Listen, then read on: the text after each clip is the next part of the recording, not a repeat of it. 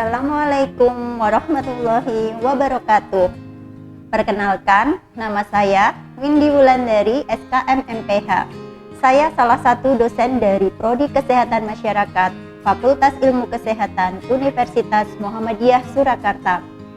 Pada kesempatan ini, izinkanlah saya untuk menyampaikan pernyataan diri dosen dalam unjuk kerja Tridharma Perguruan Tinggi, yaitu di bidang pengajaran.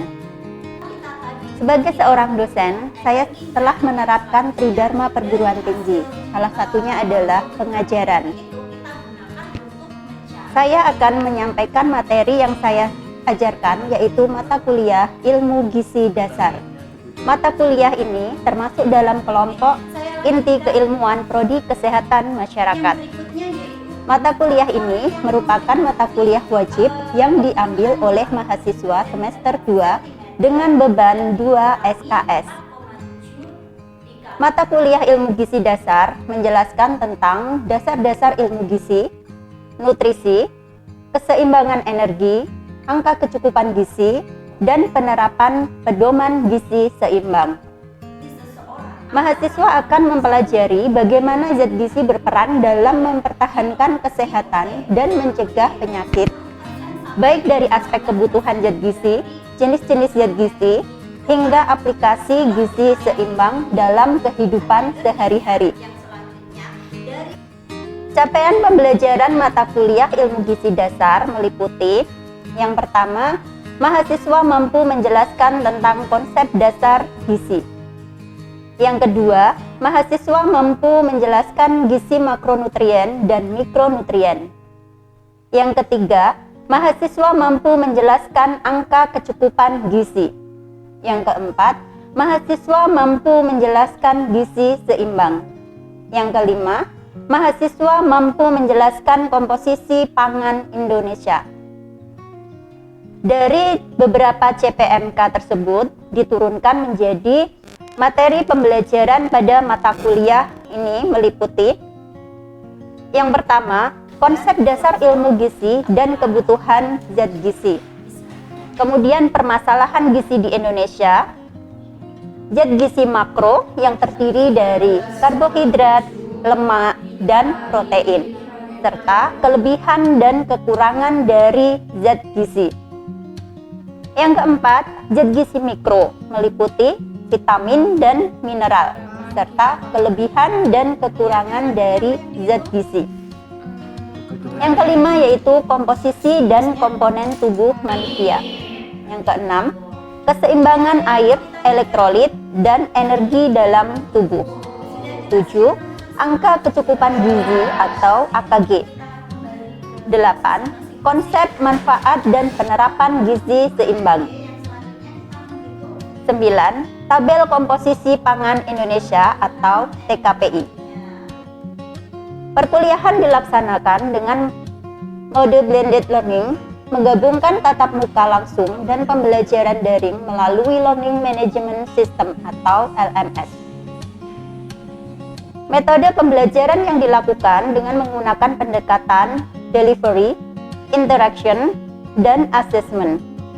Delivery merupakan proses penyampaian materi dengan ceramah, yaitu dosen menjelaskan materi. Interaction dengan melibatkan keaktifan mahasiswa, baik dengan diskusi maupun presentasi. Assessment dilakukan dengan penilaian formatif meliputi kuis, diskusi, dan tugas. Dan penilaian sumatif meliputi ujian tengah semester dan ujian akhir semester.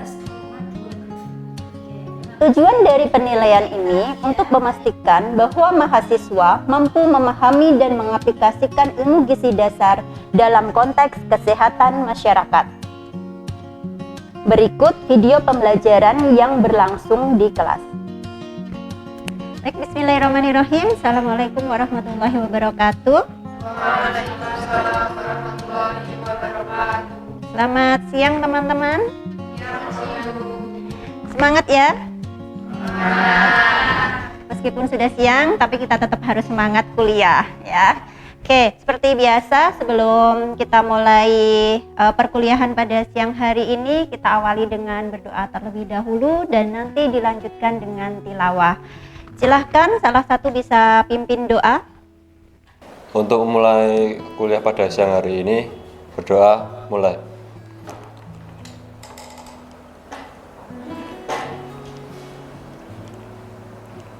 Doa selesai. Kita lanjutkan dengan membaca tilawah. Kita ta'awudz terlebih dahulu, kemudian Al-Fatihah, dan kita akan membaca ayat suci Al-Quran, Quran surat Ali Imran ayat 1 sampai 5 ya. Bismillahirrahmanirrahim. Bismillahirrahmanirrahim.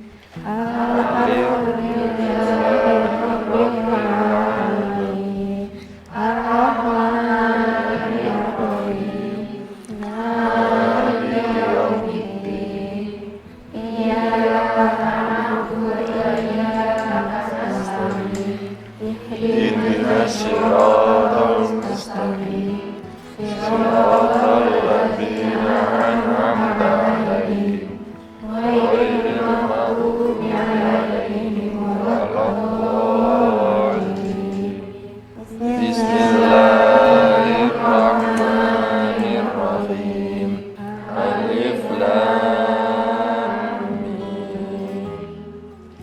Allahu la ilaha illa huwal hayyul qayyum. Nazzala 'alaikal kitaba bil haqqi musaddiqan lima bayna yadayhi wa anzalal tawrata wal injil min qablu hudan linnasi wa anzalal furqan innal ladzina kafaru bi ayatina lahum adzabun syadid wallahu azizun dzuntiqam. Innallaha la yughayyiru syai'an fil ardi wala fis sama'. Shadaqallahul Azim. Baik teman-teman semua, kita sudah membaca ayat suci Al-Quran. Semoga dengan kita memulai perkuliahan ini dengan berdoa dan membaca ayat suci Al-Quran bisa memberikan kemudahan kita untuk menerima ilmu yang kita pelajari pada siang hari ini. Nah, hari ini kita akan meneruskan materi di minggu yang lalu ya. Pada kesempatan hari ini kita akan membahas tentang angka kecukupan gizi. Nah, sebelum kita membahas tentang angka kecukupan gizi, kita recall terlebih dahulu materi di minggu yang lalu. Kita mengingat kembali apa sih materi yang sudah kita pelajari di minggu yang lalu. Ada yang masih ingat di minggu yang lalu kita membahas apa? Tentang keseimbangan energi. Ada yang masih ingat keseimbangan energi itu apa? Ya Mbak? Keseimbangan antara zat gizi yang masuk dengan zat yang keluar. Oke.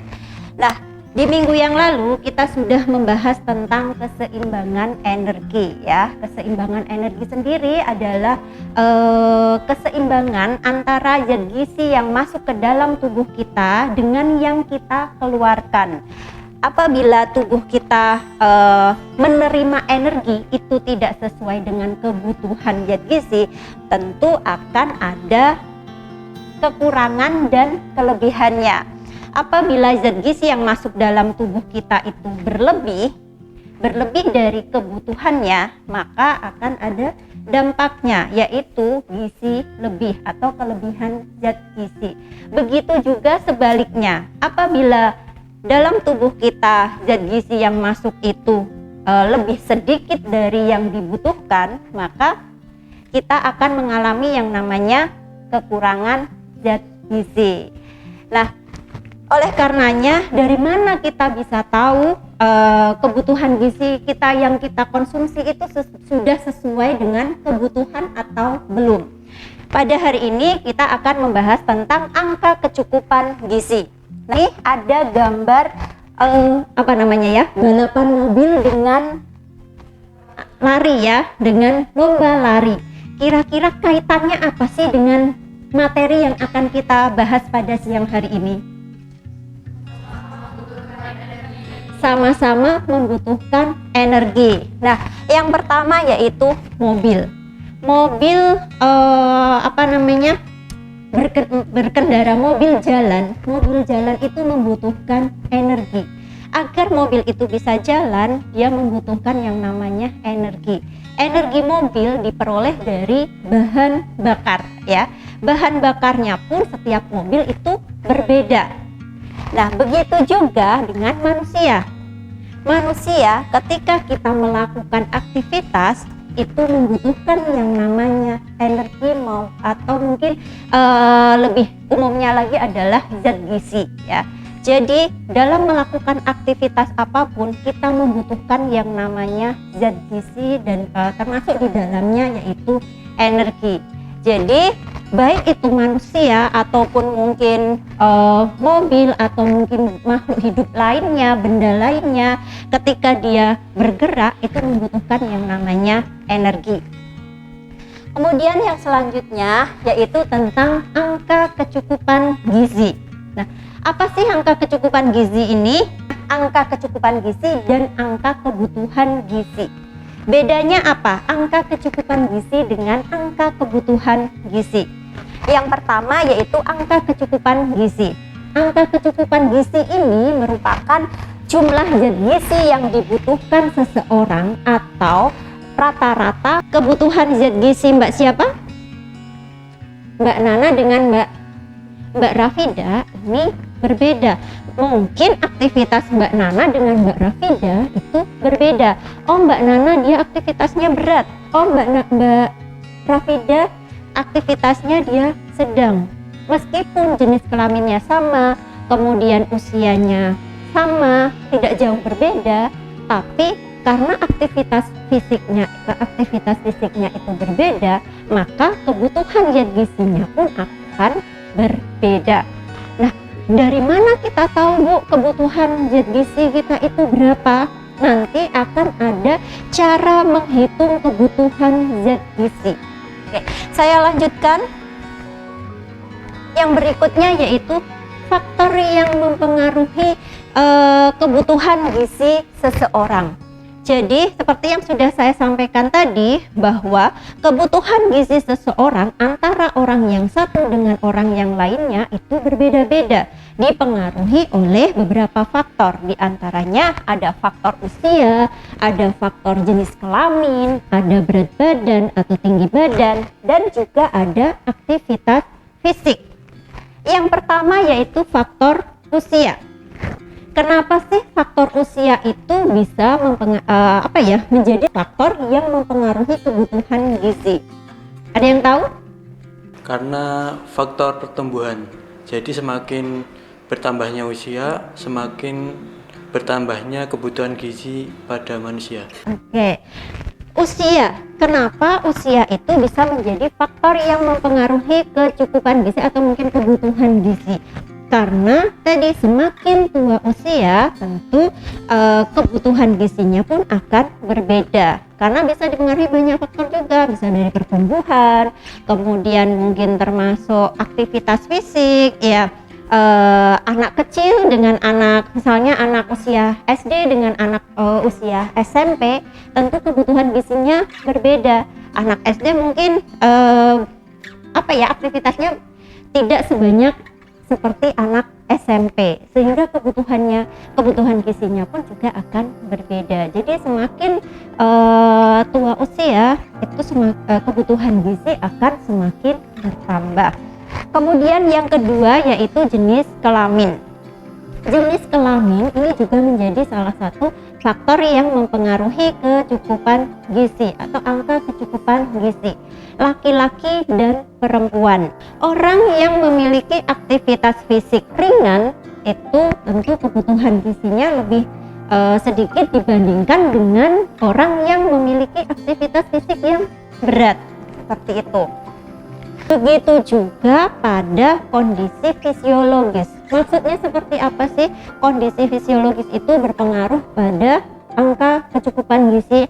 Contohnya adalah ibu hamil, ibu menyusui dibandingkan dengan usia perempuan atau perempuan yang usianya sama, pada kondisi hamil atau menyusui, kebutuhan gizinya akan berbeda. Untuk perempuan hamil pun itu ada pembagiannya lagi. Oh, trimester 1 kebutuhan gizinya harus bertambah berapa, trimester 2 kebutuhan gizinya harus bertambah berapa, trimester 3 kebutuhan gizinya akan bertambah berapa. Itu berbeda-beda dan itu sudah ditentu, ada standarnya. Teman-teman bisa lihat di layar ya, ada rumus laki-laki dan perempuan. Untuk yang perempuan rumusnya 655 ditambah 9,6 dikalikan berat badan dalam kilogram ditambah 1,8 dikali tinggi badan dalam sentimeter dan dikurangi 4,7 dikalikan usia. Untuk protein sendiri yaitu 10% sampai 15% dari kebutuhan energi total. Setelah kita tadi menghitung kebutuhan energinya, yang selanjutnya dari hasil kebutuhan energi itu kita gunakan untuk mencari kebutuhan protein, lemak, dan karbohidrat. Bagi tinggi badan kuadrat dalam meter. Oke. Berapakah berat badannya? Tinggi badannya 1,65 ya. 16,5 dikuadratkan. Berapakah hasilnya? 60 dibagi 1,65 dikuadratkan.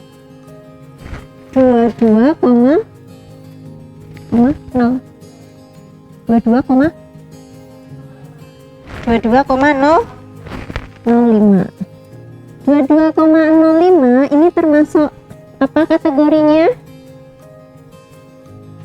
Termasuk kategori normal. Oke. Kemudian yang selanjutnya kita akan menghitung AMB. Rumus AMB tadi apa? Tadi laki-laki ya. Laki-laki rumusnya apa?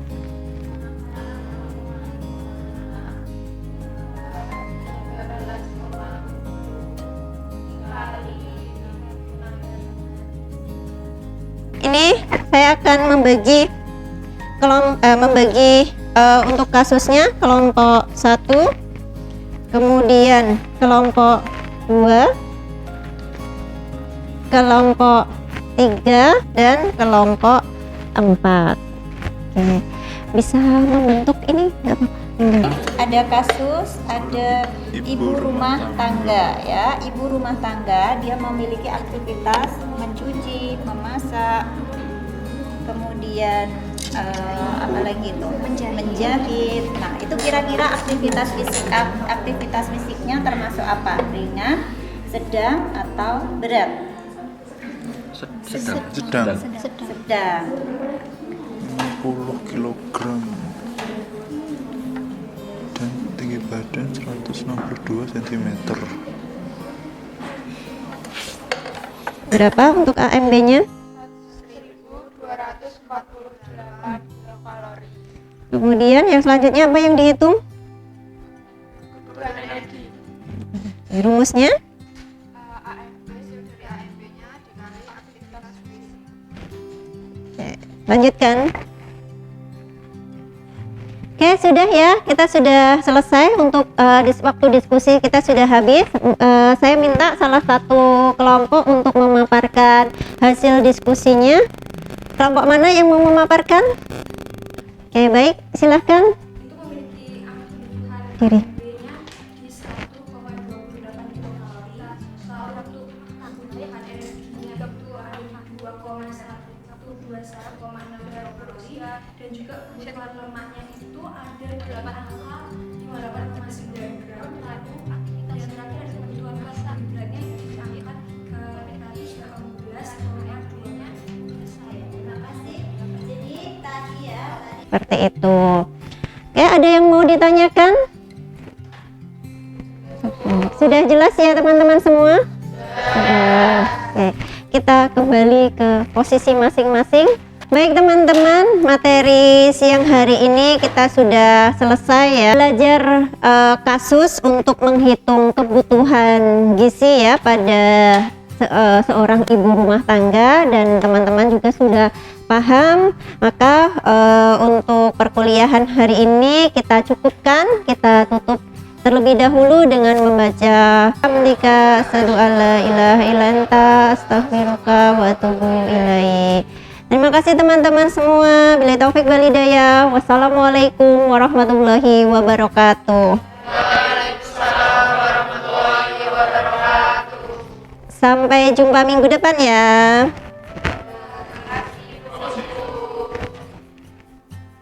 Demikian penjelasan mata kuliah ilmu gizi dasar yang saya ampu.